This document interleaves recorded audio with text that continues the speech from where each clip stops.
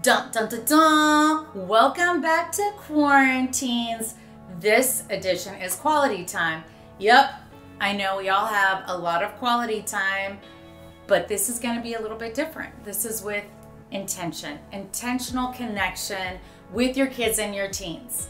Taking versus getting all the homework done that's due on the Blend platform and all those other things that we're doing, and to slow it down and to make very intentional time with our children and with our teenagers.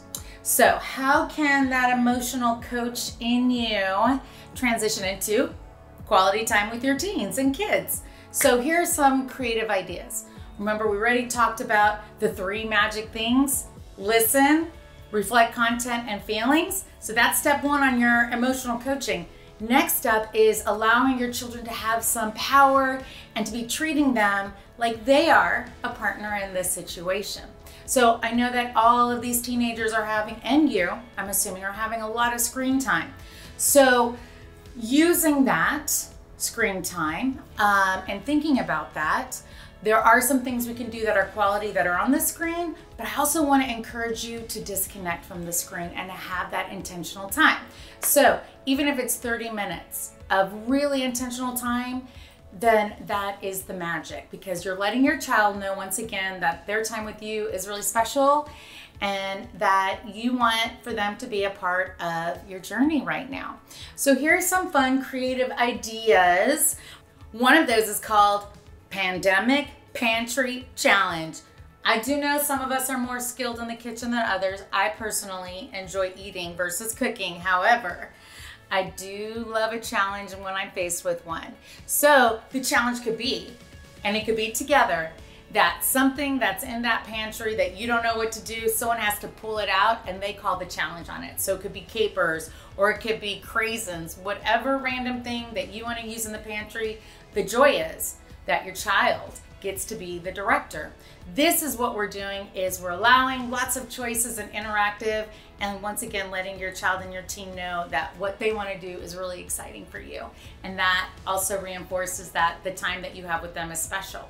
So we're going to do the Pandemic Pantry Challenge. What is that going to look like? They assign the item, and then together you guys look and find recipes together that might fit it.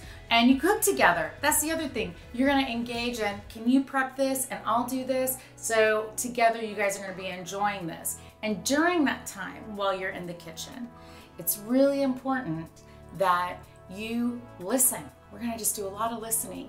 Okay, the next one that I really like, because this is all about disconnecting, right? And I'm gonna give you some connected ideas too that might more resonate with your teen or your kid, is what we call acts of altruism. And what that means is making art or doing something in the neighborhood, or just doing one thing that is going to make your kid feel good because they're doing something. We know, research shows that when you do acts of kindness, you feel better, okay? And so one idea that I really like that I've been doing in our neighborhood is I've been doing sidewalk chalk for my neighbors. I just leave them a little positive message. You could do a positive message on the sidewalk. Sidewalk chalk is awesome because in a week it's gone, but they're sending out messages of positive reflection, and then you're outside together and you're letting your teen or your kid pick that message, and they're doing good, and that's just gonna make both of you, the whole family, feel good, okay? Idea number 3. I like to call this Kids' Choice. You say, hey, we have 30 minutes. What's something you want to do? You get to pick. And you let them pick the activity, whatever that activity is. Even if it's, can we play a puzzle? Can we lay on the ground? And you let them guide and direct you the whole time.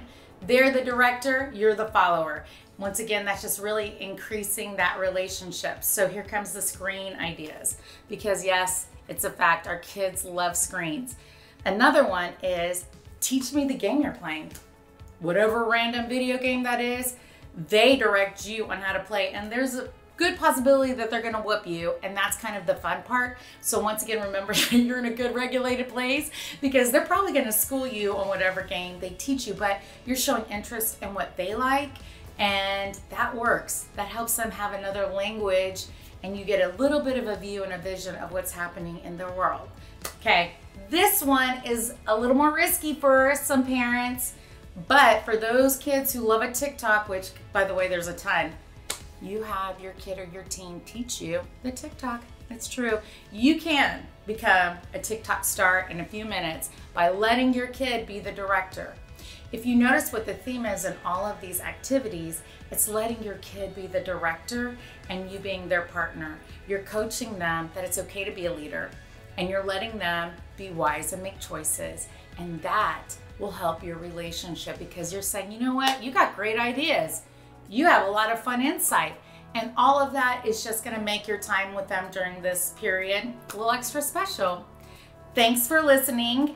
And once again, if you have ideas that you want me to address, I'm gonna keep going on this emotional coaching that you're gonna be doing during this magic time. Feel free to email me at wanda.montemayor@AustinISD, and I will see you soon.